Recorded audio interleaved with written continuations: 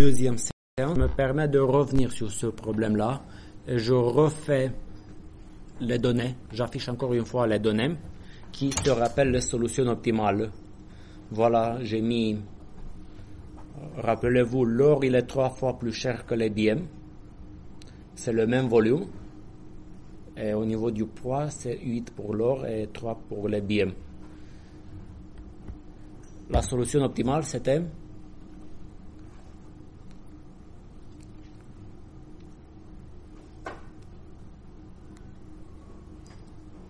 qu'est-ce que vous faites si vous avez quelques secondes avant que la police arrive? On l'a vu la dernière fois, la solution est heuristique. L'or, il a l'air plus intéressant. Il est 3 fois plus cher, mais il occupe le même volume et il n'est pas 3 fois plus lourd. Donc, une solution heuristique, ça consiste à prendre le plus d'or possible, mais sauf qu'on ne peut pas mettre 3 barres d'or. Ça pèse 24. On va mettre 2 barres d'or. Et il reste un peu d'espace pour un paquet de billets qui nous donne ce profil-là de 7. On l'a vu la dernière fois et la question qu'on s'est posée, on s'est arrêté là. Et il était assez tard. On a une solution qui vaut 7. Est-ce qu'on peut réfléchir un peu et partir chez soi avec 10 000 $ de plus, avec une unité de profit de plus? Est-ce que je peux espérer gagner 8? C'est ça la question.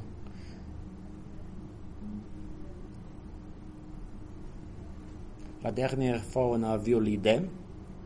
Pourquoi je ne peux pas gagner 8? La relaxation sur le fait que ce soit en nombre entier sur l'or. Oui, c'est la relaxation qui consiste à faire le passage du binaire au continu. J'imagine que je pouvais fondre l'or. On appelle ça, on relâche le problème de départ. Dans nos rêves, même dans mes rêves les plus fous, si vous voulez, même si je pouvais fondre l'or, qu'est-ce que ça donne? Une notion de relaxation très très importante. Pourquoi? Si on calcule la valeur de cette relaxation, ça va être une borne sup pour le problème qu'on veut optimiser. Et dans un algorithme de branch and bound, on va pouvoir utiliser cette borne sup. Pareil que la borne sup que vous avez vue tout à l'heure sur le branch and bound précédent. C'est sa manière de la calculer l'affaire, mais l'arbre de branch and bound va être le même. Donc pour calculer la borne sup, si on pouvait fondre l'or, qu'est-ce qu'on ferait dans ce cas-là? L'idée c'est que, regardez, l'or occupe le même volume que les paquets de billets. Vous êtes d'accord?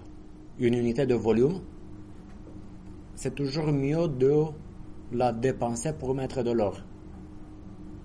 Et en termes de bénéfices par kilo, les billets, ça me rapporte quel bénéfice par kilo? Un tiers, 0,33 si vous voulez. Et l'or, il me rapporte quel bénéfice par kilo?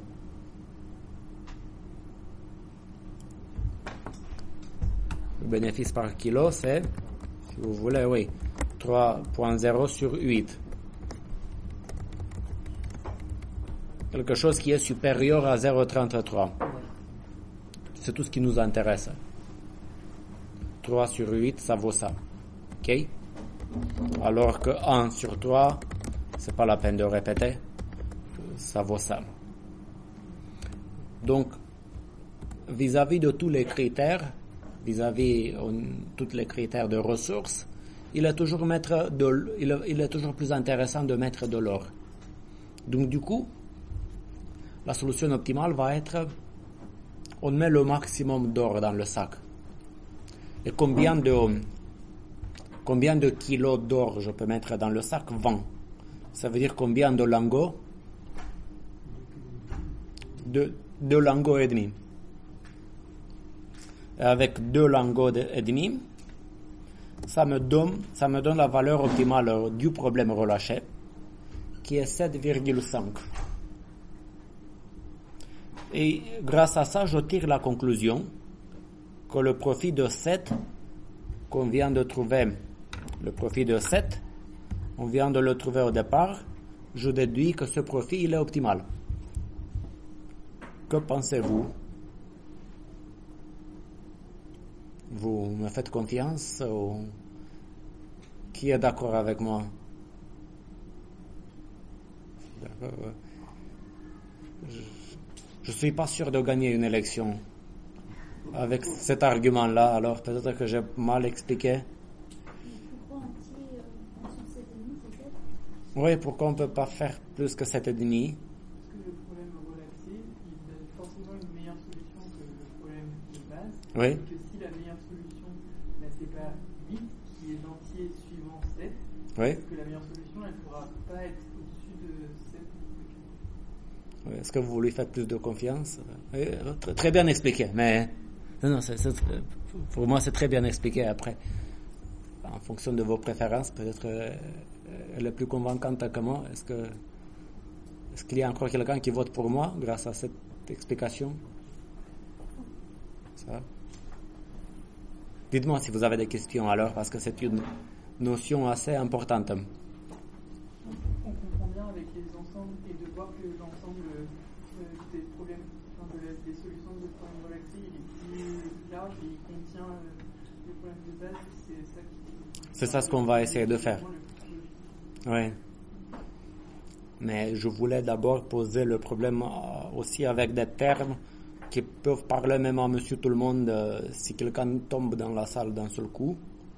Ouais.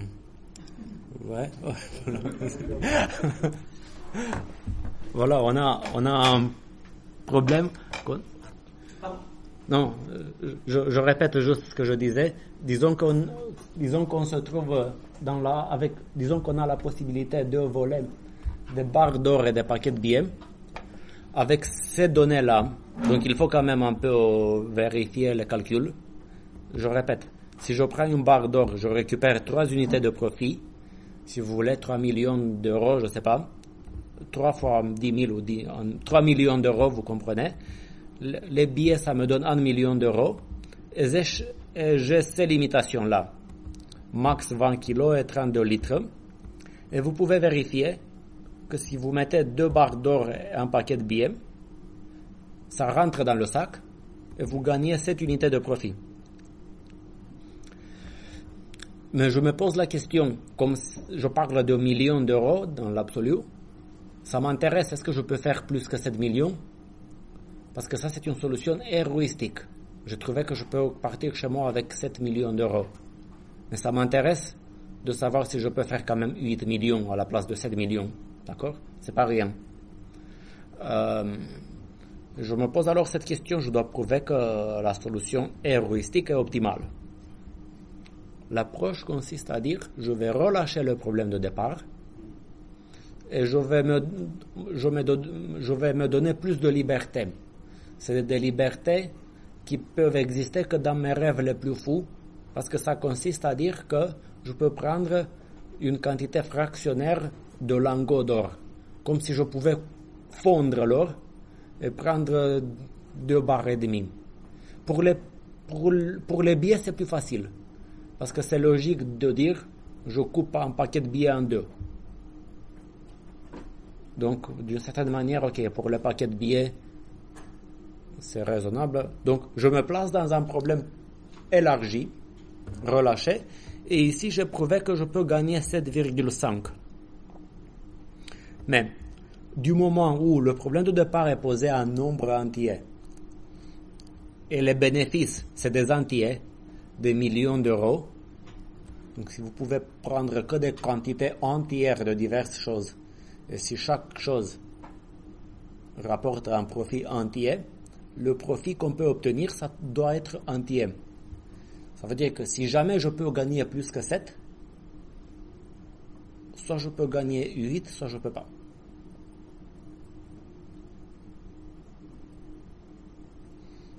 Donc, mais je ne peux pas gagner 8, parce que même dans mes rêves les plus fous, dans la version relâchée du problème, je peux gagner 7,5. Donc 8, impossible. Ça va sans dire 9, n'en parlons plus. Ok? Des questions? C'est bon? Après, je vais passer à des graphiques, comme vous avez un peu anticipé. J'écris le problème sous un format mathématique. Vous comprenez, ça peut être des millions d'euros. Mais mon objectif, c'est 3x plus x2. Imaginez que c'est des millions. Parce que moi, rien que parler des choses chiffrées en millions d'euros, ça me motive. Même si c'est, bien sûr, imaginez. Donc ça, c'était la contrainte de poids. Donc x100, c'est quoi?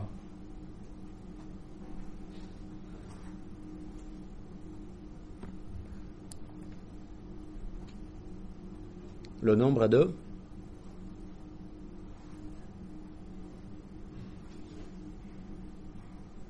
quel était le produit qui valait 3 unités de profit? L'or. C'est l'or. Et il pèse 8 kilos, une barre d'or. C'est pour ça que vous avez 8 fois x1. Donc x2, c'est le billet. Et ça doit être en bleu la contrainte de 2 litres. Après, j'ai fait ici, vous voyez ici le graphique 2D. Donc ici, essayez de me suivre parce que la clé formelle du problème est là. Je dis que le carré rouge est la solution du programme relâché. C'est là, 2 barres et demi, x1 est 2 et demi, et x2, 0. Qu'est-ce que c'est ce truc en rouge? Ici, j'espère que vous allez me suivre sur ce graphique.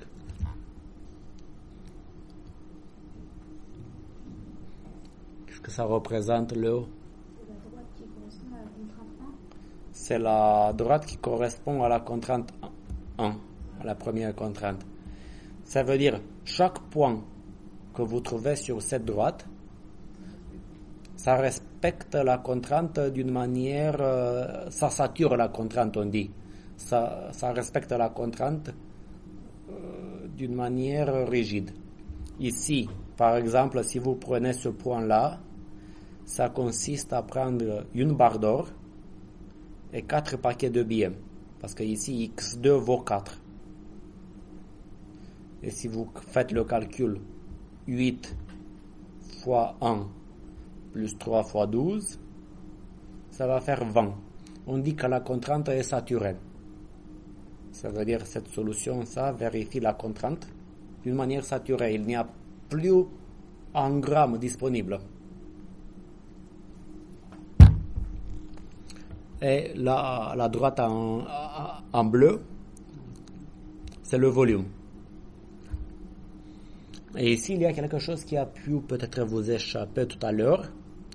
La solution optimale qu'on a trouvée, nous, en nombre entier, c'est celle-là, qui correspond quoi? À 2 barres d'or, suivez, 2 barres d'or, et un paquet de billets. Ici, les points noirs, c'est les solutions du problème, les solutions réalisables en nombre entier. Vous pouvez prendre que des points entiers. D'accord? Mais, si vous voulez, ce qu'on appelle la zone réalisable du problème en nombre réel, où j'ai relâché, c'est toute cette partie-là. Ça veut dire n'importe quel point ici. Okay, n'importe quel point dans la zone que je viens de souligner. Attention, ici je n'ai pas fait attention, il ne faut pas dépasser. Vous suivez, c'est comme ça. Ça, c'est l'ensemble de solutions réalisables en nombre continu, dans la relaxation continue. Et j'ai calculé ma solution en nombre réel, et je suis là. Vous suivez le graphique? Vous avez des questions?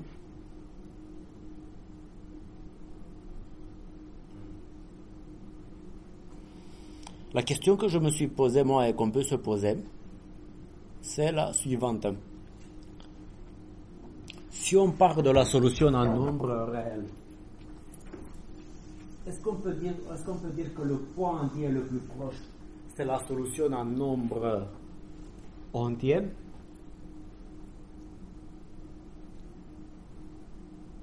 Ça aurait pu être une belle astuce.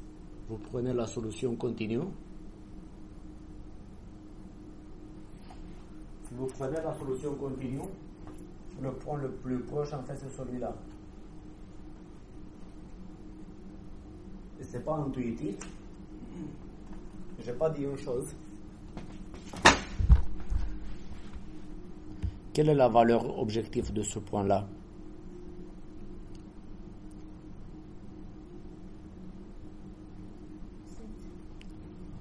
C'est 7. Parce que x1 vaut 1. x2 vaut 4. Si je calcule 3x1 plus x2, ça vaut 7. Il y a deux manières de trouver la solution optimale. Parce qu'il y a cette solution optimale et celle-là. La deuxième solution optimale, quand même, elle est un peu moins intéressante parce qu'elle sature la contrainte de poids. Ça veut dire que ça oblige le voleur quand même de faire un effort de plus, mine de rien, pour porter un peu plus de kilos. Elle est aussi très proche de la contrainte de volume. Elle est d'une certaine manière plus risquée. Je ne sais pas s'il y a un risque associé au volume. Je ne sais pas si le sac à dos peut éclater s'il y a trop de volume.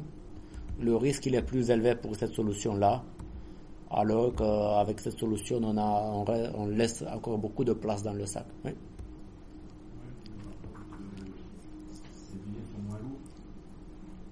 Oui, mais on a mis 4. C'est pas tout à fait réaliste ici, mais on dit qu'un paquet de billets pèse 3 kilos, ce qui n'est pas réaliste, d'accord. Le problème, il est comme ça. Donc, du coup, qu'est-ce que se passe si jamais le prix de l'or diminue légèrement? Le prix de l'or peut varier grâce à la cotation boursière. Pour les paquets de billets, non. C'est une valeur fixe. J'ai 10 euros, j'ai 10 euros. D'accord? Si j'ai un billet de 10 euros. Mais si j'ai un lingot d'or, aujourd'hui il peut valoir quelque chose, demain ça peut changer. Si jamais le prix d'or diminue, comment ça va évoluer les deux solutions? Ici, j'ai 2 barres d'or. Ici, j'ai une seule barre d'or. Et j'imagine, je considère que l'or diminue. La baisse avait 2 fois plus compté Oui, si j'ai 2 barres d'or et le prix de l'or baisse, je vais être pénalisé. Alors que ici, je suis d'une certaine manière à l'abri d'une baisse de la valeur de l'or. Ce qui fait que si jamais le prix de l'or diminue un tout petit peu, c'est cette solution qui va devenir optimale. Et on trouve un phénomène assez méchant. Dans ce cas-là, cette solution, elle peut rester optimale en nombre réel, mais la solution optimale en nombre entier peut être très loin. Tout ça pour vous dire que vous avez un programme linéaire en nombre entier. Si vous calculez la relaxation linéaire, vous n'êtes pas sûr d'être pas loin de la valeur optimale. C'est juste pour vous transmettre cette idée.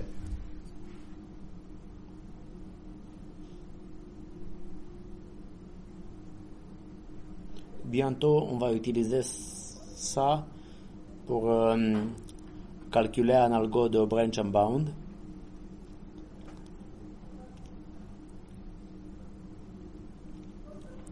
que je peux déjà peut-être explorer rien qu'avec ce graphique. Je veux faire avec vous maintenant un algo de branch and bound, mais pas sur un jeu de Monopoly, mais sur ce problème. Voilà comment ça va fonctionner. Je vais écrire comme ça.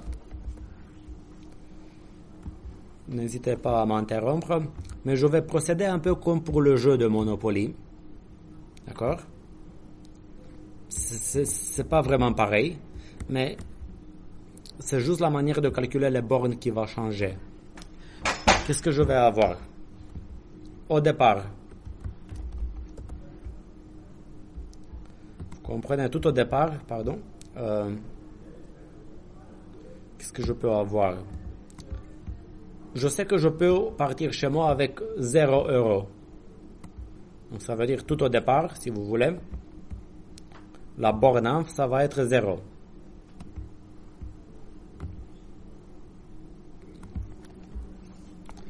Et ici, je vais écrire, si vous voulez, début, branch and bound. Je vais dire comme ça. Borne inf égale 0.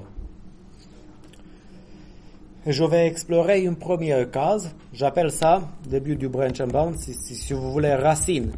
Ça, c'est la racine de l'arbre de branch and bound. Je peux l'écrire même. J'essaie de faire un peu de... Ok. À la racine. Qu'est-ce que j'ai à la racine? J'espère que vous me suivez. À la racine de l'arbre de branchement, on va calculer la relaxation linéaire qui va nous donner une borne sup. Ce que je disais tout à l'heure, la solution qui donne la borne sup, c'est celle-là, qui rapporte un profit de 7,5. Ouais. Donc ici j'écris borne sup 7,5 pour la solution 2,5 et 0. Vous suivez?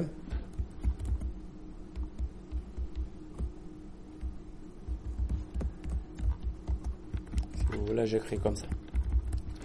Et ici, on va commencer à faire du branching pour résoudre le problème. J'ai x100 égale 2,5. Il y a une petite différence par rapport au jeu précédent. Qu'est-ce que j'ai? Une variable entière, le nombre de lingots d'or. J'ai trouvé que je peux mettre au maximum 2,5, un nombre réel. Donc, quelle sont les valeurs réalisables en nombre réel, en nombre entier de x1? Est-ce que je peux avoir x1 égale 3? Ça sort du jeu. Je peux avoir x1 égale 2 ou 1 ou 0. D'accord? Et comment ça va marcher l'algorithme? Je démarre avec la possibilité de prendre, ici je ne sais pas trop comment écrire, mais j'ai une première branche, je vais l'écrire un peu comme ça. Une première branche, c'est celle-là. Ici je dis x1 égale 2. Ok, je vais l'écrire comme ça. Et je vais avoir une branche, si vous voulez. Qu'est-ce que se passe si j'ai x1 égale 2? Le problème de départ, il est simplifié. Parce que je peux tout simplement remplacer x1 par 2. Donc je vais me retrouver avec, je vais écrire comme ça, max 6. Je remplace 3x1 par 3 fois 2, 6. Max 6 plus x2. D'accord? Je remplace dans l'objectif. Donc, je prends ce programme-là et je remplace partout x1 avec x2. Vous me suivez? J'ai l'impression que vous êtes un peu perdu. N'hésitez pas à rebondir. Donc, je prends une décision de branchement. Je ne peux pas partir avec x1 égale 3, mais je fixe x1 égale 2 et je remplace x1 avec 2 dans ce programme. Je peux même l'écrire. Quel était le programme? Je répète. 3x1 plus x2, c'est ça ce que je veux maximiser, sous la contrainte 8x1 plus 3x2 inférieur ou égal à 20 et sous la contrainte 6x1 plus 6x2 inférieur ou égal à 32. Je remplace x1 par 2. Ça veut dire, je change là, je mets fois 2. Je fais les calculs. Ici, je me retrouve avec 6. 8 fois 2, 16. 6 fois 2, 12. Je passe à gauche, à droite le 12. Je reste avec 20. Je fais moins 16 ici. Je reste avec ça. Donc, j'obtiens un problème simplifié. D'accord? Qui aura comme solution. Là, on a une seule variable. Et quelle est la valeur optimale de ce problème en nombre réel?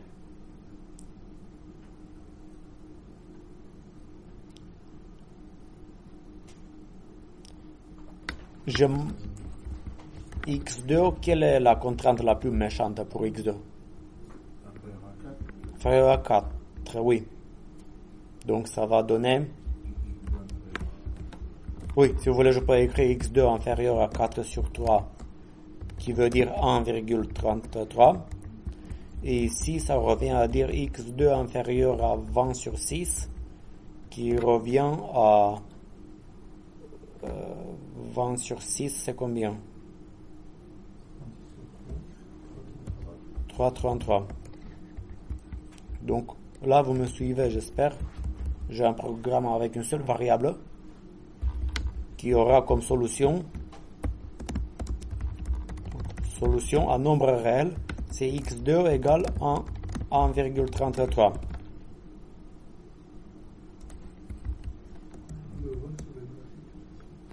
Oui, c'est ce point-là. Donc ça s'appelle une case de l'arbre de branchement.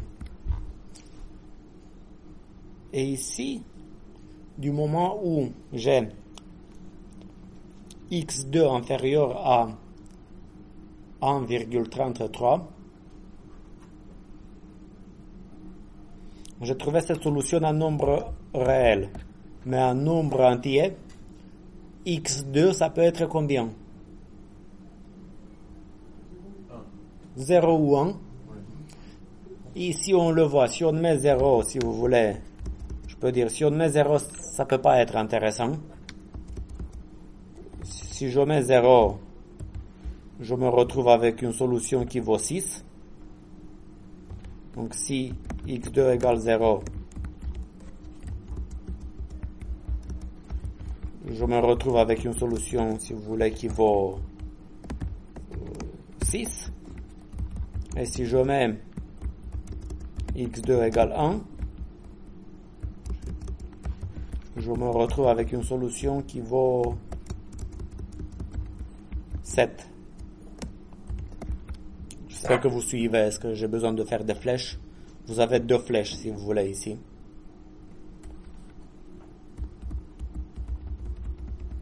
Ça peut être plus clair si j'écris comme ça. Ça, c'est la branche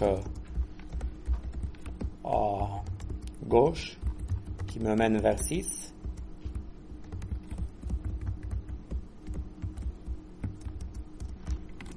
D'accord? Et ça, c'est la branche à droite. Donc, à droite, vous avez x2 égale 1. qui me mène à 7.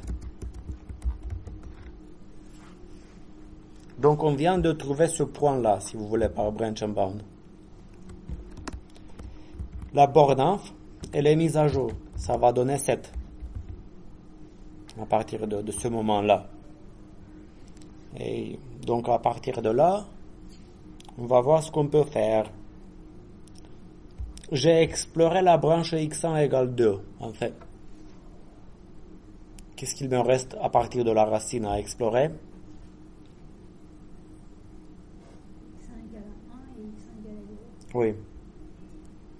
Et voilà, pour changer un peu, je vais démarrer avec x1 égale 0. Parce que ça va être une branche plus facile à gérer. Et vous allez voir comment je coupe très vite cette branche-là. Si je prends x1 égale 0, je vais avoir ici une nouvelle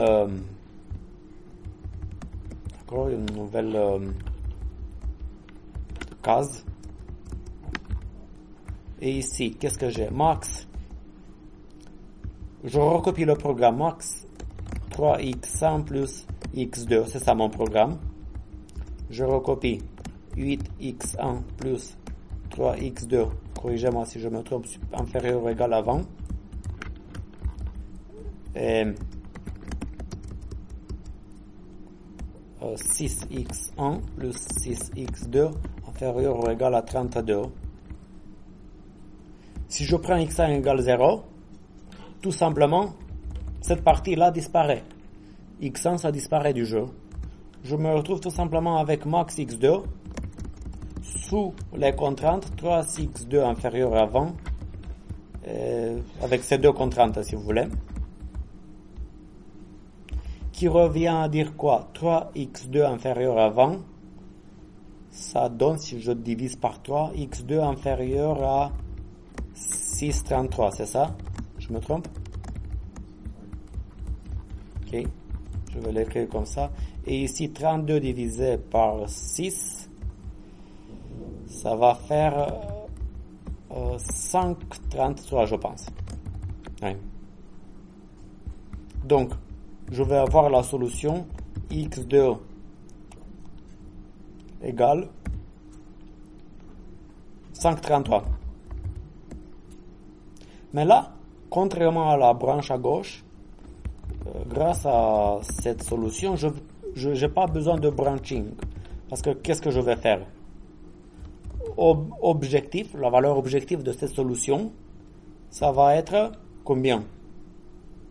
Je récupère 5 paquets de billets entiers. Ça me rapporte combien?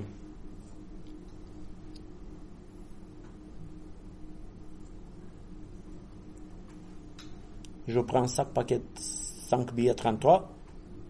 Un billet coûte, rapporte 1 euro, c'est 5,33. Donc ça, c'est la solution relâchée. Est-ce que j'ai besoin de faire de branching ici? Non. J'ai borne inf égale à 7. Ici, relaxation, valeur relâchée, valeur optimale relâchée. Je peux écrire opt relâché 5,33. Supérieur borne supérieur B inf. Inférieur, merci beaucoup. Inférieur. Donc cette branche-là, elle va plus me donner des sous-branches. Branche fermée. Intuitivement, ça veut dire que quand même, si vous prenez 0 barre d'or, grosso modo, ça mène à nulle part. Vous n'allez pas beaucoup gagner. D'accord?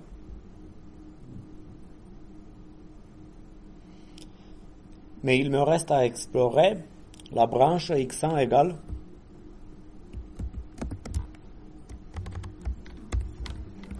1. Ça. J'explore cette branche-là. Je fais comme ça si vous voulez. Et si je commence à faire... Tac. Donc, ici, j'ai max 3x1 plus x2 sous les contraintes 8x1 plus 3x2 inférieur ou égal à 20. Et si vous avez à l'examen à faire, vous faites un peu comme ça. Inférieur ou égal à 32. Vous écrivez d'abord le programme d'origine. Après, vous dites, je remplace x1 par 1. x1 égale 1. Je suis sur cette branche-là. Donc, grosso modo, si je remplace x1 par 1, pour moi, c'est plus facile parce que je travaille avec un éditeur de texte. Mais grosso modo, x1, d'une certaine manière, il disparaît. Je me retrouve avec ça. Ok. Le 8, il passe à droite. Je me retrouve avec 12. Ici.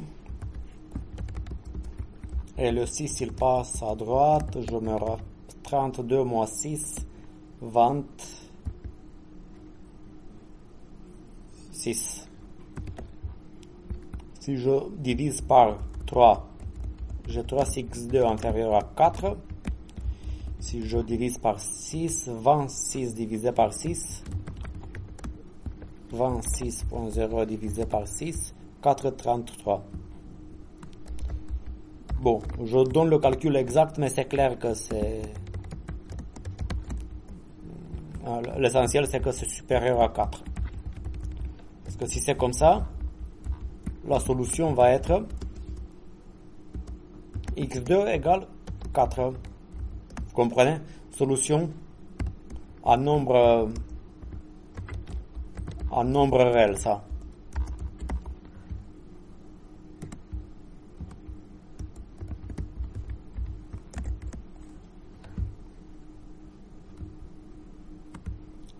Ok, donc j'ai cette grosse branche si vous voulez. Et après, qu'est-ce qu'on va faire par la suite?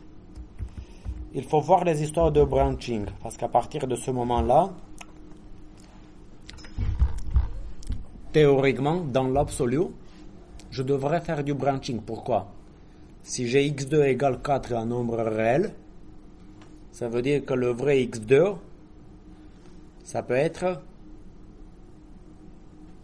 0, 1, 2, 3 ou 4.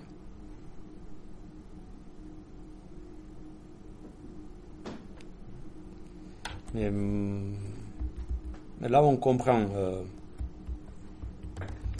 Si vous voulez. En théorie, je devrais avoir ici plusieurs branches, si vous voulez.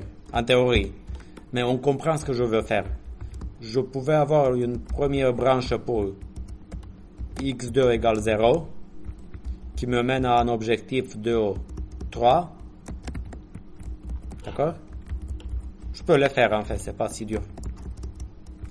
x2 égale 1, un objectif de 4, d'accord? x2 égale x1, pardon, non.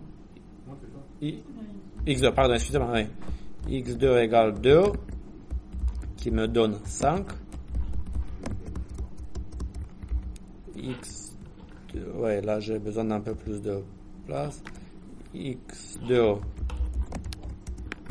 3, qui m'amène à 6.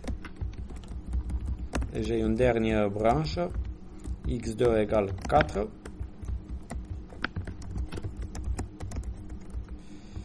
Qui me ramène à 7. Et grâce à ça, vous avez l'arbre de branch and bound de tout le problème.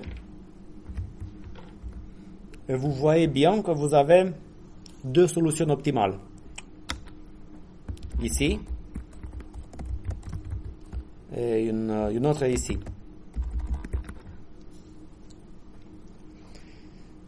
C'est ce type de calcul qu'un solveur comme GLPK, GLPSOR va faire derrière pour résoudre un problème en nombre entier. Et il se sert à chaque fois, à chaque case, à chaque nœud, il se sert de la relaxation continue sur la base de l'idée que c'est facile de calculer la valeur optimale de la relaxation continue.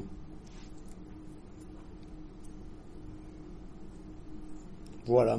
Des questions? Que pensez-vous?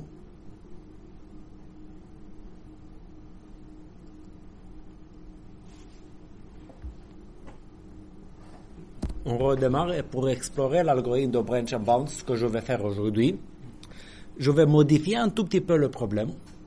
Vous allez me dire quelle évolution ça va impliquer dans le Branch and Bound que je viens d'afficher. Imaginons qu'à la place de inférieur ou égal à 32, je diminue un peu le volume du sac.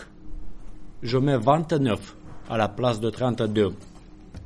Ça veut dire que cette droite en bleu ici, si vous voulez, elle va descendre de 3 unités. Si je passe de 32 à 29, si vous voulez, je vais me retrouver avec une droite qui doit passer, je pense, je vais me retrouver avec ça.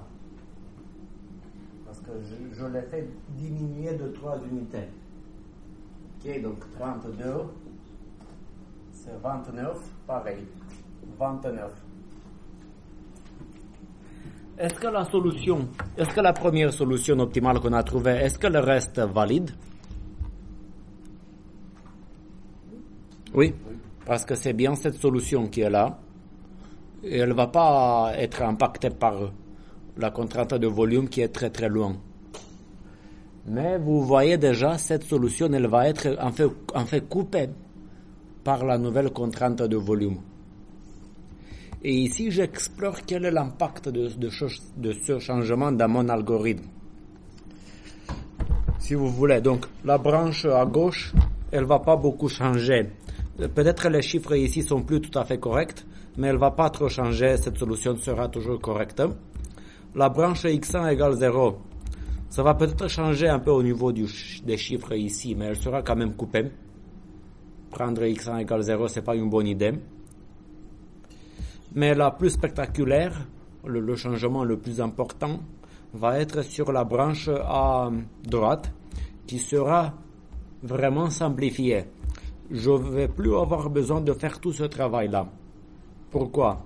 Le programme de départ, il est 3x1, je le réécris, plus x2. La contrainte, qu'est-ce que je vais avoir? Je vais réécrire et on va refaire le calcul. 8x1 plus 3x2 inférieur ou égal à 20. Et ce que je viens de dire, 6x1 plus 6x2 inférieur ou égal, je dis 29. Ok. Du moment où je suis sur la branche x1 égale 1, le x1 il va disparaître du jeu, parce que je vais me retrouver avec 3. Ici, pareil, 3x1 inférieur à 12, qu'est-ce que j'avais? 8, ok, je mets ici 12. Donc je me retrouve avec x2 inférieur ou égal à 4, pareil, parce que je n'ai pas touché à ça. Mais ici, au lieu de ça, je passe le 6 à droite, donc ça me donne 23.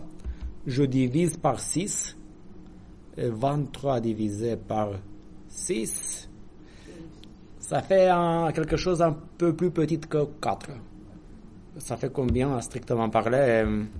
Je mets une petite calculette, ne vous en faites pas. 23 0 par 6. Voilà, ça donne ça. Tac. Je prends ça.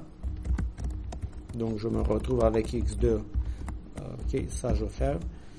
Ok, donc la solution à nombre réel, j'insiste. La première chose qu'on fait pour évaluer chaque nœud, c'est la solution à nombre réel. C'est combien? Ce truc-là. Ok. Et là, pourquoi je dis que ça simplifie beaucoup les choses? La valeur optimale de cette solution va être, j'écris à côté, opt, valeur optimale, vous comprenez? Opt, NB, vous comprenez?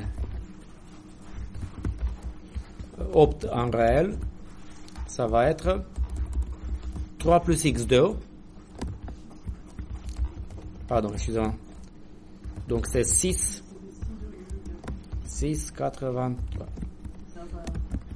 Oui, et là, ce truc-là, il est inférieur à 7. Inférieur à 7. Donc, tout le calcul s'arrête. Je peux considérer cette branche comme évaluée et explorée. Plus besoin de tous ces calculs-là. Donc, branche coupée. D'accord, à cause du phénomène que je viens d'explorer. Donc, je me suis beaucoup simplifié les calculs.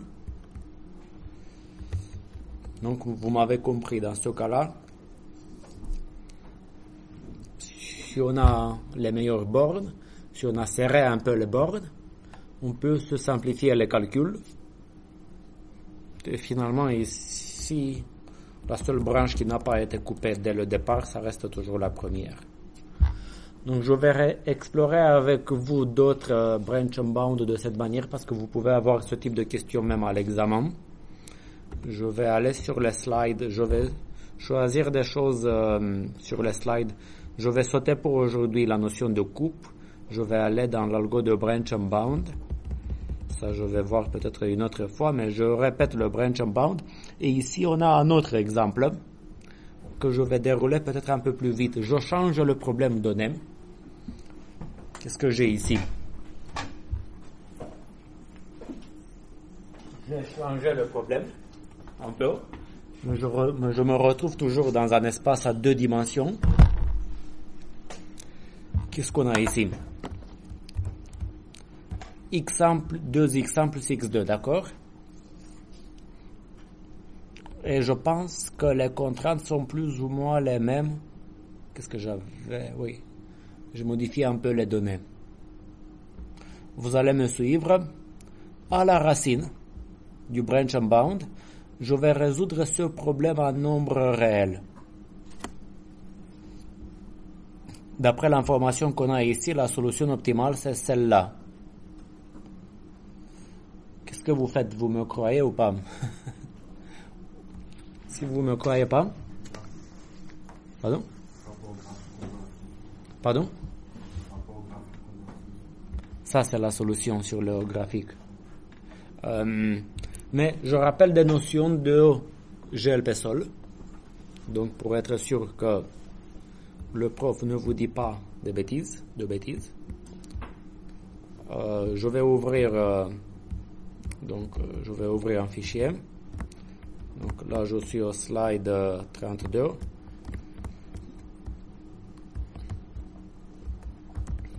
On va écrire ensemble un modèle comme on a vu la semaine dernière. Vous avez déjà vu ce type de modèle. Vous allez m'aider à l'écrire peut-être plus vite. Je veux juste résoudre ce programme en nombre réel. Var x1 supérieur ou égal à 0. Vous me corrigez si je fais var x2 supérieur ou égal à 0.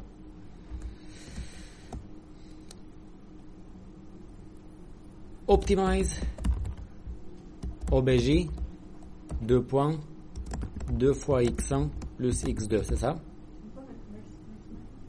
Merci beaucoup. Maximize, oui. Merci beaucoup.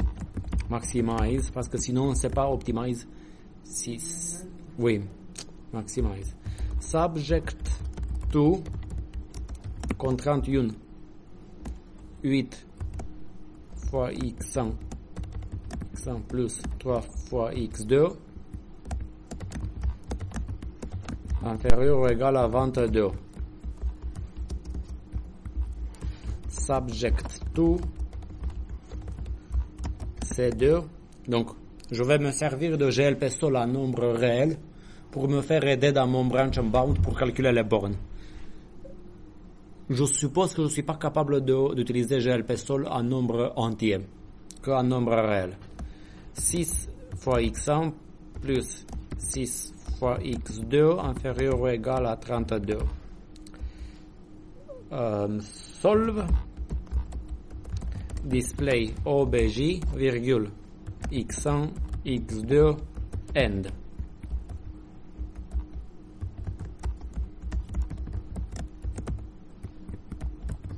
Question?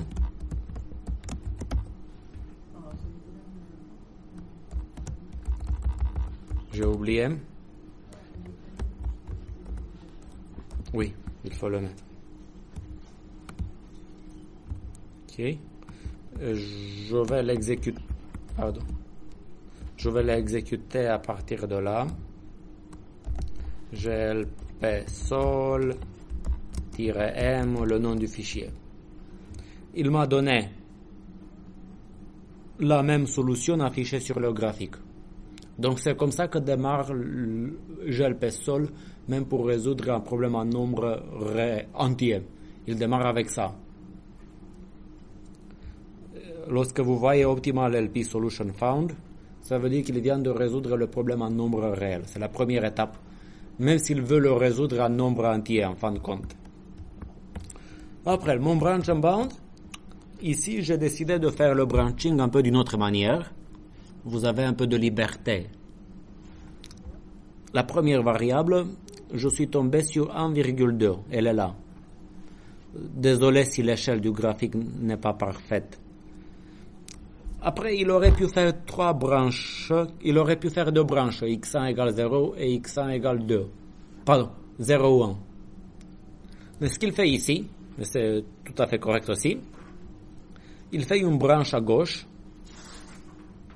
où il ajoute x1 inférieur ou égal à 1 et à droite x1 supérieur ou égal à 2. Et de cette manière-là, il veut exclure la valeur 1,2 qui n'est pas entière. Donc si je suis tombé sur une valeur x1 entre 1 et 2, une manière de l'exclure, c'est de faire deux branches, x1 inférieur ou égal à 1 ou x1 inférieur ou égal à 2. Cette logique, elle peut s'appliquer, si vous ne comprenez pas pourquoi il fait ça, imaginez qu'on avait un problème en nombre entier et qu'il tombait, qu'est-ce qu'il aurait fait s'il avait tombé sur x1 égale 15, x1 égale 15,2, admettons. Il aurait pu tomber sur x1 égale 15,2. C'est pas efficace de s'amuser à faire 15 branches. Si jamais il tombe sur x1 égale 15,2, il fait une branche x1 inférieure ou égale à 15 et une autre x1 supérieure ou égale à 16. De cette manière, il va exclure x1 égale 15,2. Pour des raisons pédagogiques, je garde des chiffres assez petits. Mais le phénomène, c'est que regardez à gauche, lorsqu'on ajoute x1 inférieur ou égal à 2, la zone réalisable, la zone blanche, elle diminue. Parce que du moment où on a mis x1 inférieur ou égal à 2, j'ai l'obligation de rester ici. À droite, si j'ajoute x1 supérieur ou égal à 2, je me retrouve avec une toute petite zone réalisable. Vous voyez? Parce que sur ce graphique, sur cette zone réalisable blanche, tout ce qui est x1 inférieur ou égal à 2, c'est coupé. Je me retrouve avec ça. Et voilà, je vais d'abord tester ça avec glp sol et vous voyez comment il marche. Donc la branche à droite. Dans la branche à droite, j'ajoute subject to. Je peux nommer ma contrainte branche droite. Qu'est-ce que j'avais dit? X1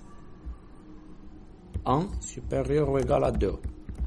Et je résous ça pour vérifier. Il a trouvé la valeur 6 et la solution 2,2. Donc, il a donné la même information que j'affiche ici.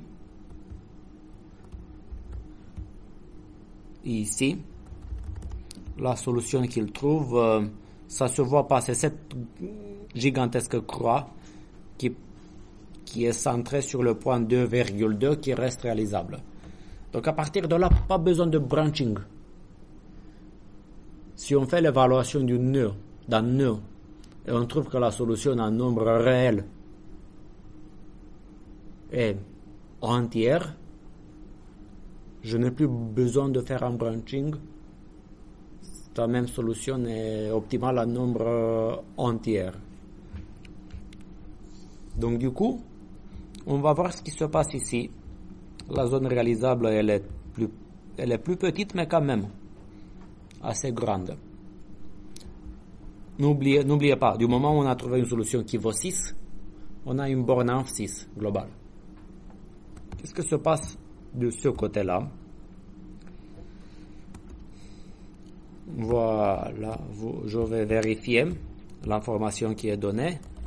Branche gauche, x1 au lieu d'inférieur ou égal à 2, inférieur ou égal à 1. J'exécute glp sol et il me donne valeur optimale 6,33, x1 égale 1, x2 4,33. Je viens de vérifier ce calcul-là. La solution optimale qu'on vient de trouver est celle-là. Elle n'est pas complètement entière, mais au moins x1 il est entier. D'accord? Des questions sur cette étape?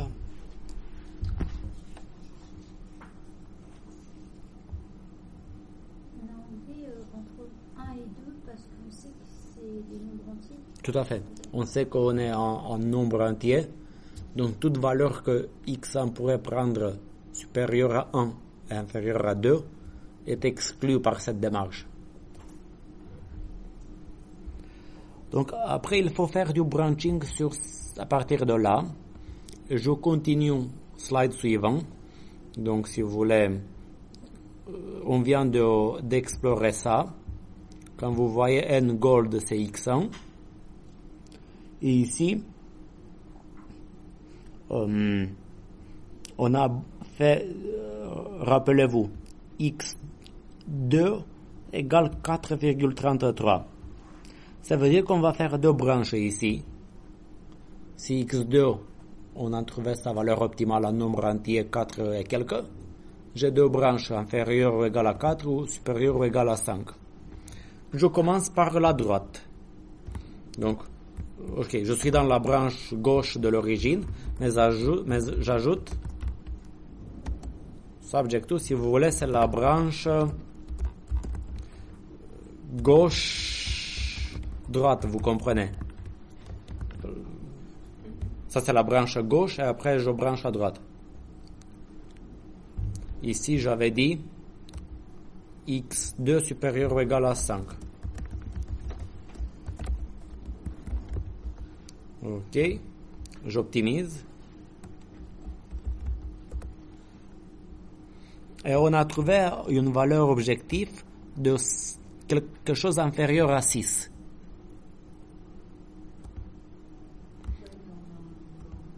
On a une borne env de 6. La borne env de 6, elle est là, je zoome un peu. On avait trouvé ici une valeur de 6. Et ici, la valeur max en nombre réel est inférieure à la borne inférieure 6. Donc cette branche, elle est coupée. Ça ne m'intéresse plus. Donc il me reste gauche-gauche, où j'ajoute x2 inférieur ou égal à 4. Donc, je suis en train d'explorer. Regardez comment la zone réalisable a évolué. Parce que pour cette branche, pour cette dernière branche, qu'est-ce qu'il me reste en fait à partir par rapport au programme du départ, je reste avec quoi? X1 inférieur à 1, donc x2 inférieur à 4. Je reste en fait avec un carré ici, si vous voulez. Les contraintes de départ sont même oubliées. Tout est dans ce petit carré. Le carré qui correspond à x2 inférieur, x2 c'est la coordonnée verticale, x2 inférieur à 4 et x1 inférieur à 1. Je pense que je n'ai même pas besoin de tourner ça, mais je l'exécute. Il va confirmer. Valeur objective de 6, x1 égale 4 et x1 égale 1, x2 4. Ça veut dire c'est ça. valeur 6. Donc comme ça, on a trouvé une solution entière, branching inutile. On avait déjà une solution de valeur 6, mais on vient de trouver une deuxième. Donc si je dézoome le processus, c'est comme ça qu'on a fait. Et on a trouvé deux solutions de valeur 6, une ici, 2,2, et une ici, 1,4. Vous m'avez suivi? Des questions?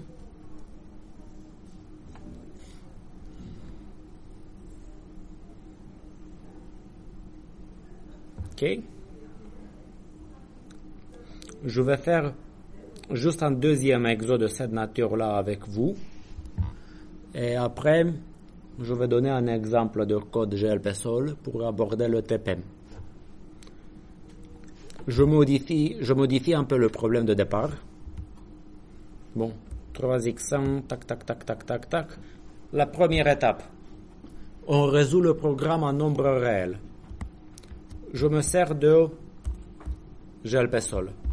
Mais j'écris encore une fois, tac, 3x1 plus x2, tac, tac, tac. Et qu'est-ce que j'ai? 8, 4. C'est très similaire. Je résous le problème comme ça. Est-ce que c'est tout à fait les mêmes données? Il suffit de regarder que ça. J'ai la même chose, d'accord? Je résous ce programme. J'exécute. Il m'a donné 8, 25. Donc je vais suivre les slides si vous voulez. On a trouvé un profit de 8, 25. Pour x1 égale 22 sur 8. Il a affiché... Ça, c'est 22 sur 8.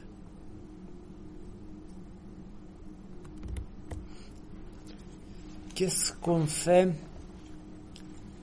avec x1 22 sur 8? Ça veut dire, je affiche encore une fois, 2 et quelques. Si x1 vaut 2 et quelques, il y a plusieurs manières de résoudre le problème. Si vous avez ce type de problème à l'examen, là on peut regarder, est-ce que x1 peut valoir 3? Vous pouvez déjà regarder, est-ce que vous avez besoin d'une branche pour x1 supérieur ou égal à 3? Si vous mettez x1 égale 3, qu'est-ce que se passe?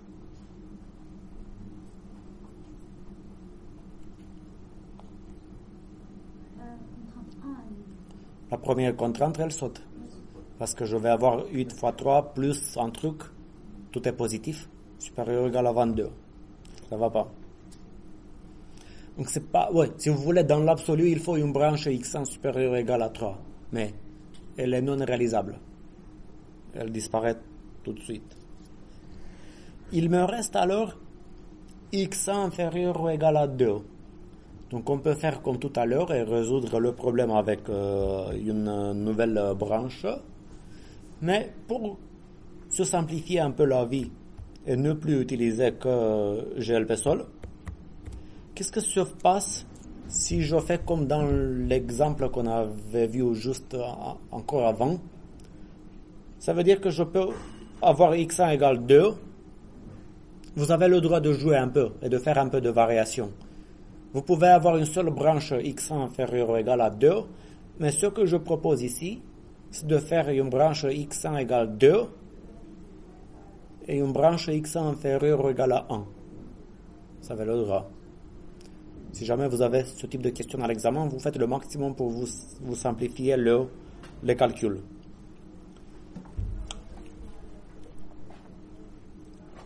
Si vous prenez x1 égale 2, ça va être facile. Moi, je le modélise comme ça. J'écris une nouvelle contrainte x1 égale 2, si vous voulez. Mais si j'écris x1 égale 2, ça revient à dire quoi? On n'a même pas besoin de logiciel. Parce que j'ai que à remplacer ça par 2, en fait. Vous comprenez? Je mets 2 partout. En fait, je peux le faire comme ça. J'ai remplacé x1 par 2. je l'exécute. Il m'a donné valeur objectif 1,5, x2 égale 1,5 et x1 vide. Il n'a plus d'importance. Il est sauté du modèle en fait. Parce que je l'ai remplacé par 2. Donc je répète, 1,5. x2 égale 1,5.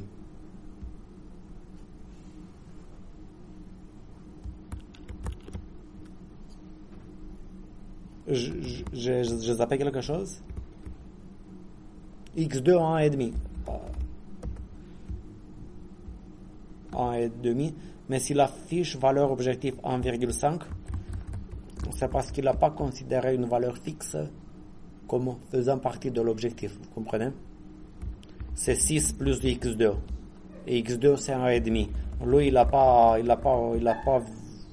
compris comme ça. Il a simplifié l'objectif avant de l'envoyer à la résolution. Mais grosso modo, j'ai x1, x2. x1 c'est 2, x2 est 1,5, vaut 1,5, de valeur objectif 7,5. Qui, à partir de là, du moment où j'ai 1,5 pour x2, je peux faire du branching sur x2. Je pourrais, pareil, mettre une branche x2 supérieure ou égale à 2. Mais si j'ai déjà x1 égale 2 et x2 supérieur ou égal à 2, qu'est-ce que se passe avec la première contrainte?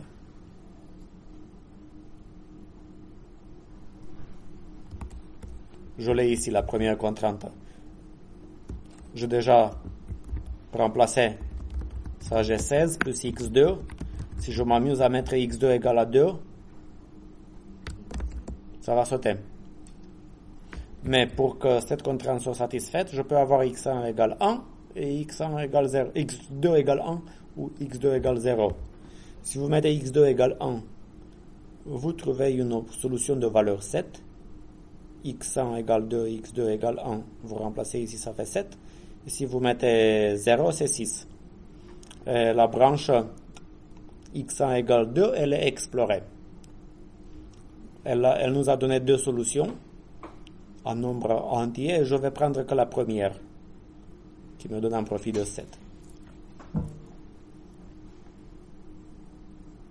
Vous m'avez suivi?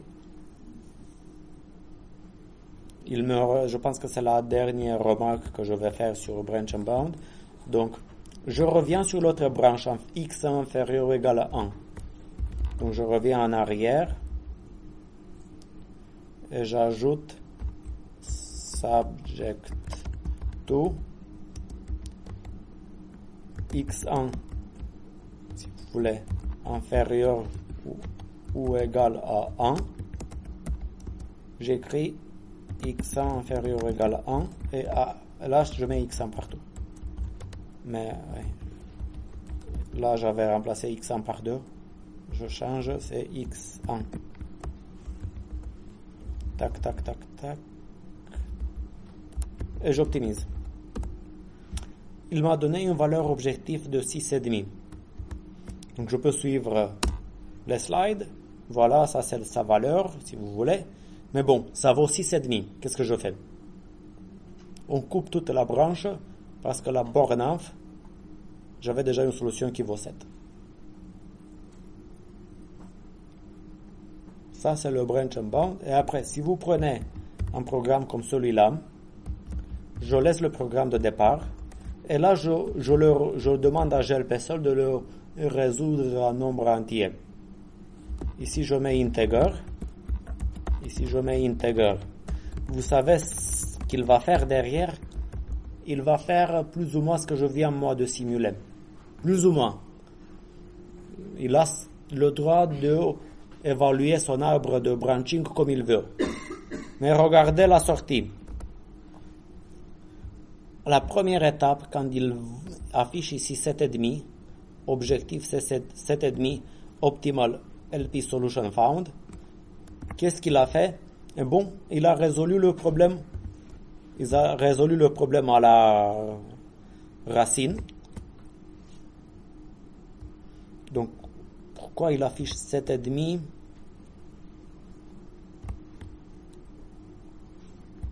Tac, tac.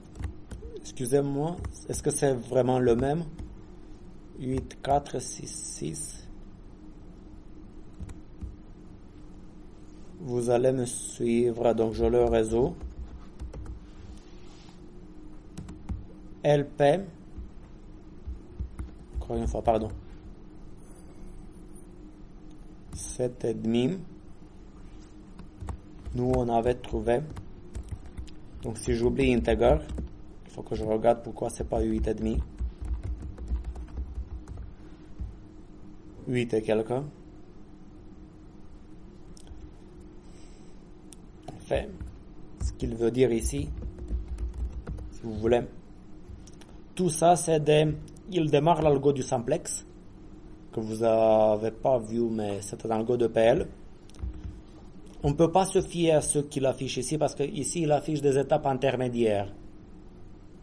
Il n'a pas l'obligation de nous donner la solution en nombre réel, donc il n'est pas obligé de l'afficher, il ne l'affiche pas. Mais il donne pas ça, c'est des étapes intermédiaires. Donc, il est parti un peu comme la méthode graphique, d'une solution qui vaut 0, ensuite il est allé à une solution qui vaut 7,5, et c'est sûr, finalement il va finir par trouver 8,25 lorsqu'il dit Optimal LP Solution Found. Donc la première étape, il résout le problème en nombre réel, et après, lorsqu'il dit Integer Optimization Begins, je ne vais pas décortiquer tout ce qu'il affiche, mais lorsqu'il dit Integer Optimization Begins, ça veut dire qu'il commence la phase d'optimisation en nombre entier. Et ici, si vous voulez, il affiche des bornes. Lorsque vous voyez le mot-clé MIP, ça veut dire Mixed Integer Programming. Ça veut dire programmation mixte, nombre entier réel. Mais vous voyez, quand on utilise le mot programmation dans ce contexte, quand on dit programmation, c'est pas le langage de programmation, ça veut dire optimisation. Et lorsque vous voyez à un moment donné true is empty, vous pensez que ça fait référence à quoi? L'arbre est vide.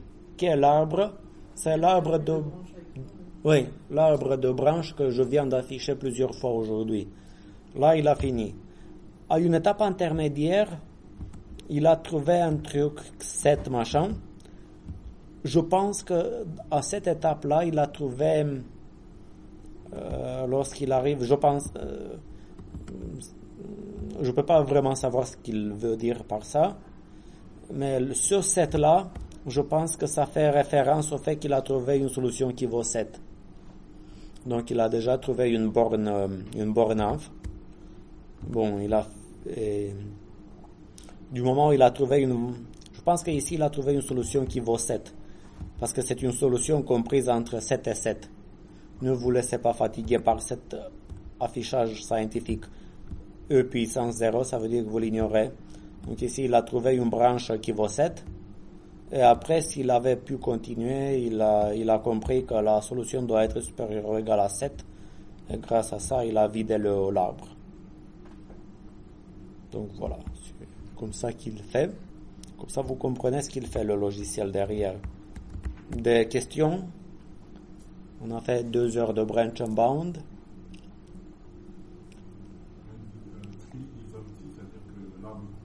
Arbre vide. Empty, ça veut dire vide. Tout à fait, oui. On a tout exploré, on a coupé les branches qui mènent nulle part. Et c'est fini. Il n'y a plus rien à explorer. Plus de branches à explorer. Il a fini.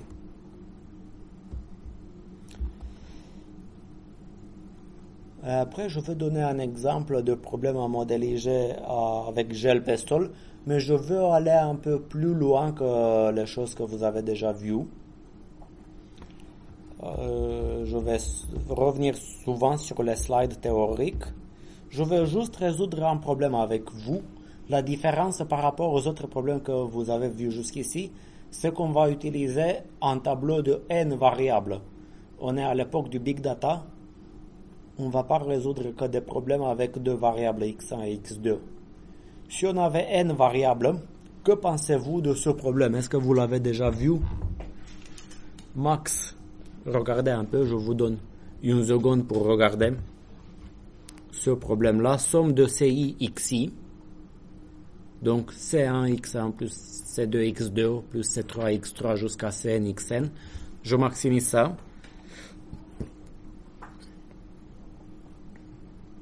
Sous cette contrainte-là, qu'est-ce que ça vous dit?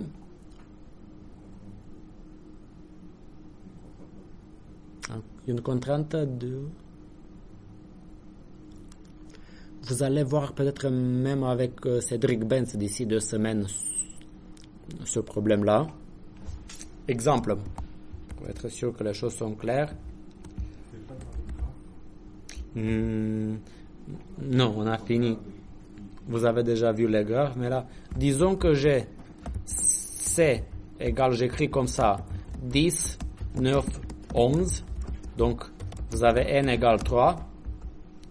A égale, peu importe, 7, 8, 9.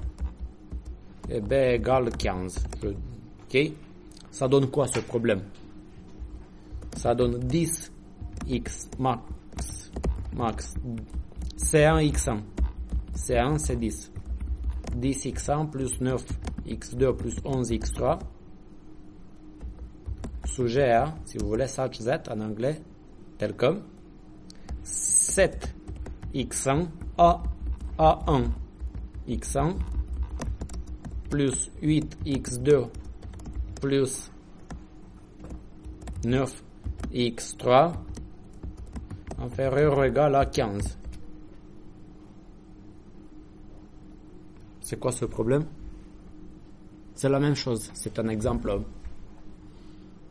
qui illustre le nombre de quelque chose, le nombre de variables. Ici, j'ai 3 variables. Dans tous les exemples de problèmes précédents, j'avais 2 variables. Ici, j'en ai 3. Et je peux avoir dans l'absolu même plus que ça. Ce problème, ça vous dit quelque chose?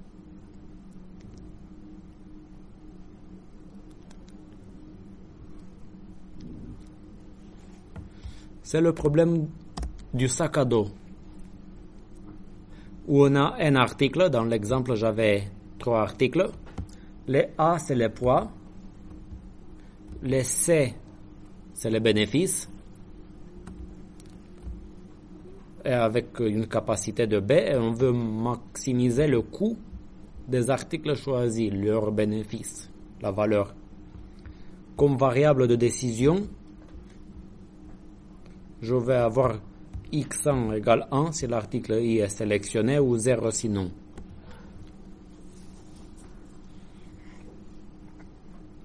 D'accord. Donc, pour le reste, ce que je vais faire, je vais finir ma partie avec ça.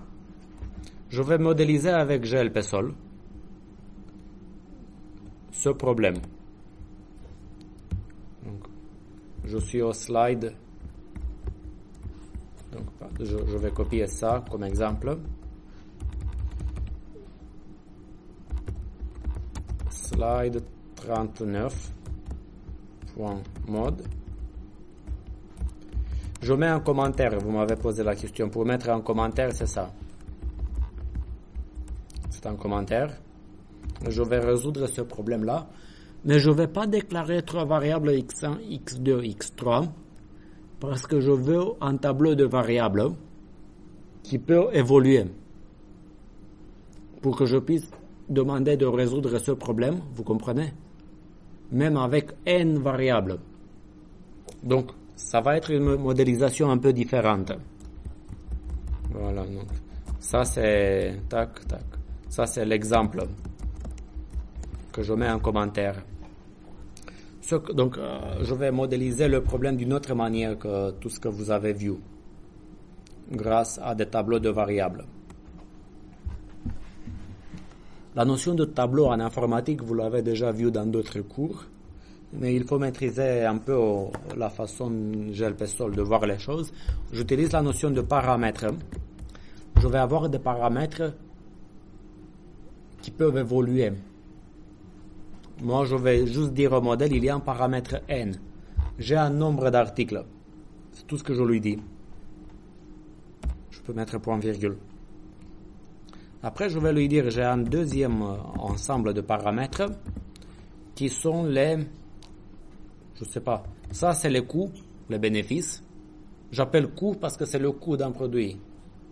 Et j'écris comme ça pour dire que j'ai des... Ok? C'est les valeurs, les prix.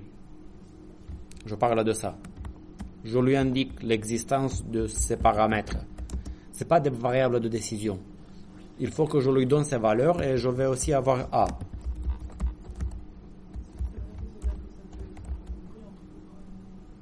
Non, ça c'est les indices. Oui, c'est la plage d'indices en fait. Ça c'est la plage d'indices. Ok? Et j'ai un autre paramètre B. Plus tard on va pouvoir voir, on peut avoir un seul modèle et les paramètres on peut le lire à partir d'un fichier. Et comme ça avec un seul modèle on peut résoudre plusieurs instances. Là je commence à ajouter les variables de décision. C'est x, var x, mais là, voilà, j'introduis là les variables de décision. J'ai n variables de décision que je déclare supérieur ou égal à 0. Même je peux écrire binary. J'ai mes variables de décision et il faut que je modélise mon problème. Maximize. OBJ, c'est comme tout à l'heure, 2 points. Et là, je vais faire une somme. En fait, je vais écrire, si vous voulez, cette somme-là comme objectif. D'accord?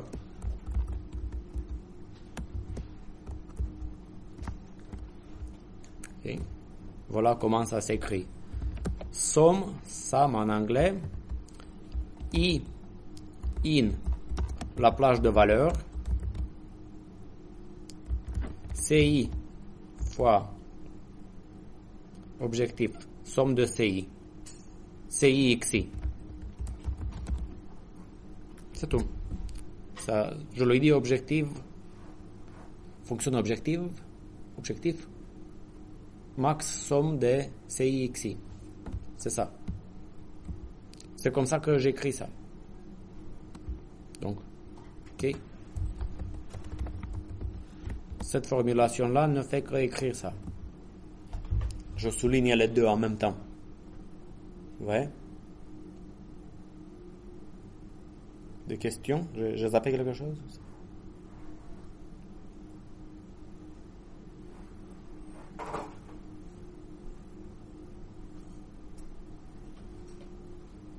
Non? Ça va pas? Somme de CI-XI, ça veut dire C1x1 plus C2x2 plus C3x3 jusqu'à Cnxn. Pour l'écrire façon GLP-Sol, on lui dit ça. Donc somme, I c'est l'indice qui va parcourir la plage en N. Donc il va développer ça en... Il prend la première valeur de I en C1x1.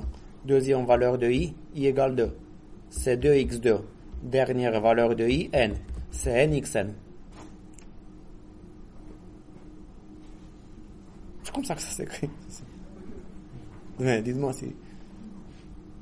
Je peux pas changer ça, même si je le voulais. C'est très formel. Oui. Oui, mais...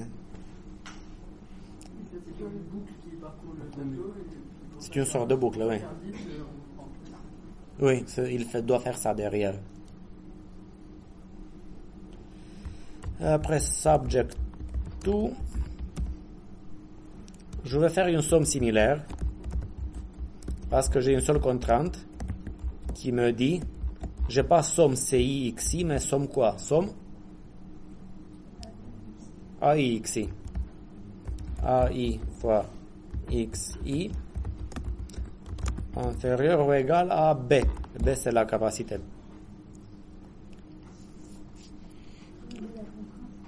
Oui, la capacité du sac à dos, si vous voulez. Pour la seule contrainte.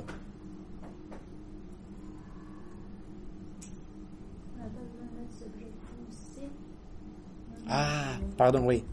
Merci. Oui. Oui. Vous donnez un nom à la contrainte, merci, oui. Bien sûr. Après, on a solve, comme on l'a déjà vu. Display OBJ, vous l'avez déjà vu. Mais je vais introduire quelque chose de nouveau. La syntaxe du langage, ça commence à être un peu plus lourde, je dirais. Parce que j'ai du mal à afficher chaque XI. Pour afficher chaque XI, je dois faire une sorte de boucle for. Je vais faire un for avec I dans la même plage de valeurs. D'accord? Et là, je vais dire entre accolades. Ici, je dois lui dire ce qu'il doit faire. Oui?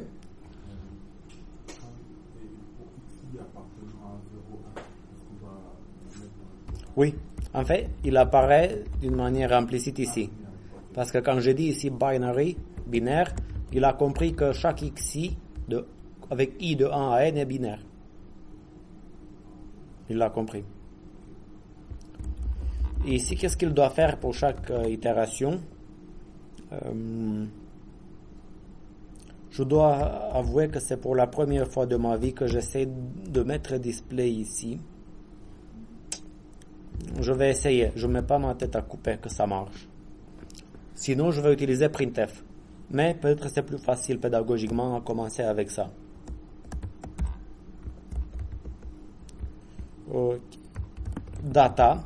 Là, quelque chose de nouveau. Et là, je commence à lui fournir les données qu'il aurait pu même récupérer à partir d'un fichier. Parce que jusqu'ici, j'ai un modèle abstrait. Mais je veux lui demander de résoudre mon problème sur ces données-là. Vous voyez, ça c'est le modèle abstrait. Avec A, B et C. Et là, je donne des valeurs à A, B et C et à N. Param N 2 points égale, par exemple, pour ce problème, j'ai 3. Param, je commence avec C, 2 points égale. Voilà comment on les écrit. Disons, excusez-moi, d'abord c'est plus facile la capacité. Param B 2 points égale 15. Ok, je prends les mêmes données. La même chose que ici. Voilà comment on écrit. On écrit d'abord l'indice et après la valeur. Comme C, c'est 10, 9, 11. À la case 1, j'ai 10. À la case 2, j'ai 9. Et à la case 3, j'ai 11.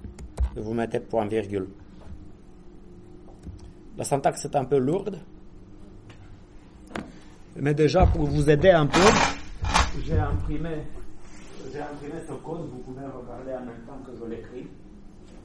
Parce que ça peut vous simplifier la vie même pour plus tard. On peut passer des tableaux qui contiennent valeurs. Oui, on peut lui donner des niveaux de valeurs. On est à l'époque du big data quand même. Je pas. C'est l'exemple du code parce que pour tous les exemples que vous faites plus tard, vous pouvez démarrer d'un code qui existe.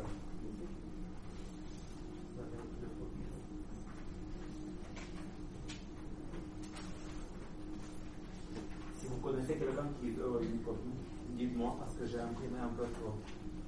Je peux les apporter la semaine prochaine. Ici, j'avais donné d'autres valeurs aux variables, aux paramètres.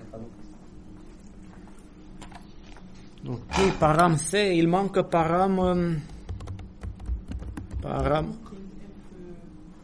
Oui, on va mettre printf. On va voir si ça marche avec display, c'est plus facile, mais sinon après on va mettre printf, qui rappelle une logique du langage C. à, qu'est-ce que j'ai? À 7, 8, 9. Donc 2 points égales. À la case 1, je mets 7. À la case 2, je mets 8. À la case 3, je mets 9. Point virgule. Et après end. Et voilà mon programme. Et je vais bientôt le démarrer. Quand vous démarrez un programme pour la toute première fois, il faut croiser les doigts. Et on espère qu'on va le faire fonctionner. C'est plus ou moins pareil que ce que vous voyez dans l'exemple que je viens de donner. Ok. Mais il manque encore le point. Il manque un... Dites-moi. En tout dernier. C'est plus clair si je mets comme ça, oui. End, ok, merci. Sur la copie, à la fin de la boucle for, Oui, il y a pas de point virgule. point virgule. Je pense que c'est optionnel et que ça va, on peut la mettre ou pas, on va faire un test. Et je l'exécute, je croise les doigts. Il n'aime pas quelque chose à la ligne 10, il dit que C est déclaré plusieurs fois. On va regarder. Ah, ouais. C'est le nom du paramètre. Vous comprenez? Donc, je vais changer. Donc, je vais mettre C poids, contrainte de poids. Mais je voulais les aligner comme ça. C'est pour ça que j'avais mis un truc d'une seule variable pédagogiquement. Mais voilà, c'est une belle erreur. Vous voyez comment je l'ai corrigé. J'ai récupéré le numéro de la lignée. Problématique. Voilà. Problème à la ligne 13.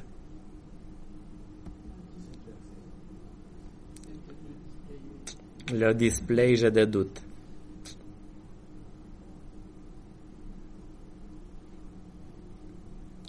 Non. On va afficher le XI grâce à printf, qui est une instruction inspirée du C. Et quand on écrit quelque chose avec printf en C, on donne d'abord une chaîne de caractères à afficher, et séparé avec virgule, on donne des valeurs. Si je mets, par exemple, pourcentage D, virgule 9, dans l'absolu, si vous envoyez à printf, parce que ça existe en plusieurs langages, deux choses. Si vous envoyez à printf la chaîne de caractères Toto, il affiche Toto. Si vous voulez envoyer deux choses, printf, pourcentage D, virgule 9, il affiche quoi? Toto 9, si vous avez de l'expérience en C. Il remplace pourcentage D avec 9. Si vous comprenez, si je vous mettais Toto, pourcentage D, Coco 9, il affiche Toto 9 Coco. Il remplace pourcentage D avec 9. Si à la place de 9, je lui mets XI, il va afficher la valeur de XI entre Toto et Coco. Mais bon, j'enlève Toto, j'enlève Coco et je laisse un espace. Ok, ça devrait aller. Pourquoi je laisse un espace? Il va afficher ça au fur et à mesure. Si je ne mets pas un petit espace, il va tout coller. La logique vient du C. La logique de remplacer pourcentage D avec XI. Elle a été proposée par le langage C il y a un demi-siècle, mais après d'autres langages l'ont récupérée. Vous pouvez aussi l'utiliser en C++, ça marche. Et même d'autres langages ont repris cette habitude. Et je vais croiser les doigts. Tac, tac, tac. Syntax error in model section. Toujours ligne 13. Peut-être le display OBJ ici, ça passe pas, ça m'étonne. Peut-être. Ah oui, je me suis fait avoir par un point virgule. Donc là, du coup, ça veut dire que c'est pas qu'il est optionnel, c'est qu'il faut pas le mettre. Il faut pas le mettre. Il faut pas le mettre. Et mine de rien, donc là vous avez compris printf. J'essaie display encore une fois. C'était display comme ça. Mais après, on va finir par utiliser printf de toute façon. Mais j'essaie display pour être sûr. Ah voilà, ça aurait pu marcher avec display, qui donne d'une certaine manière plus d'informations. Il dit qu'à la ligne 13, il affiche x1 égale 1, x2 égale 1, x3. Donc ça veut dire, il met dans le sac à dos l'article 1 et l'article 2. Après, je reviens à printf. Ici, je peux ajouter un printf aussi plus tard. Un printf comme ça. Je pense que là, il faut point virgule entre les deux. Printf ou même pas.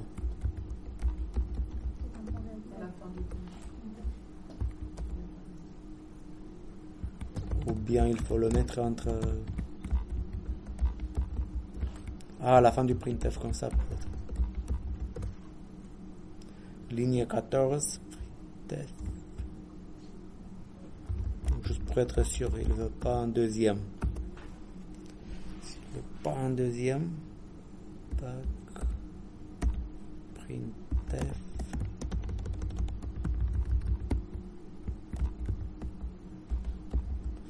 On va pas lui donner s'il veut vraiment pas. Syntax error in printf state.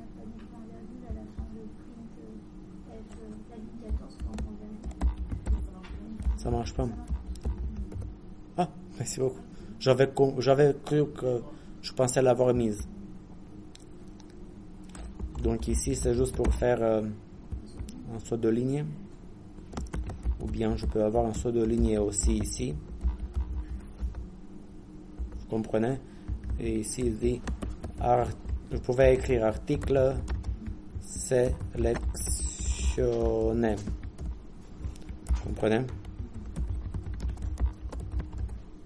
Okay. Il a pris le premier article, le deuxième, mais pas le troisième, pour le problème qu'on lui a donné. Ici, anti/n, saut de ligne. Je peux faire un deuxième saut de ligne. Donc, je comprends qu'il ne faut pas mettre point virgule lorsqu'on finit avec une accolade. Sinon, il l'accepte. Et vous pouvez jouer aussi avec printf. Pareil, si vous voulez afficher l'objectif, vous mettez objval, 2 points, pourcentage d, virgule, obj. Bon, virgule. Objval 19. Si vous avez mis un anti/n ici, il va écrire ça à la ligne, oui. Donc voilà, pour le problème qu'on lui a donné, il a sélectionné les articles de cette manière. Objval égale 19. Si vous regardez derrière true is empty, il a fait un arbre de branch and bound. Et la toute première chose qu'il a fait, il a trouvé la solution en nombre réel. Donc grâce à ça, on a fait un peu le tour du branch and bound et on a vu comment ça marche l'implémentation avec GLP-Sol.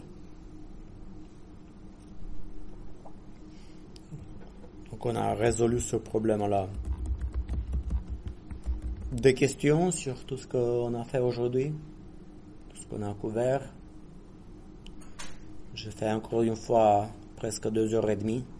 La semaine prochaine, je vais faire une séance un peu plus courte. Oui. Oui. Il faut vraiment connaître la syntaxe mathématique telle qu'elle est mise là sur la slide 124 avec somme n égale 1 c ici et tout ça, ou alors ça non, ça c'est juste ma manière de présenter la chose. Ah, si jamais vous avez des...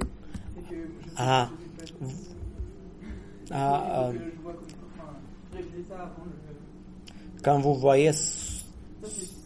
somme. Oui. Et il faut juste savoir ça, parce que quand vous voyez ça, qu'est-ce que vous faites? Vous avez somme, vous prenez i égale 1, et vous remplacez ci, xi égale avec 1. Et vous écrivez donc C1, donc j'écris en dessous. Donc, je suis là, somme, je mets pour i égale 1, ça me donne, si vous voulez, C1, x1. Je vais de i à n. Pour i égale 2, c'est 2x2. Et comme c'est l'opérateur pour i égale 3, j'ai C3x3. Et dans l'absolu, je peux avoir jusqu'à i égale n, qui est Cn xn fois xn, vous comprenez? Du moment où c'est une somme, ça veut dire qu'on récupère que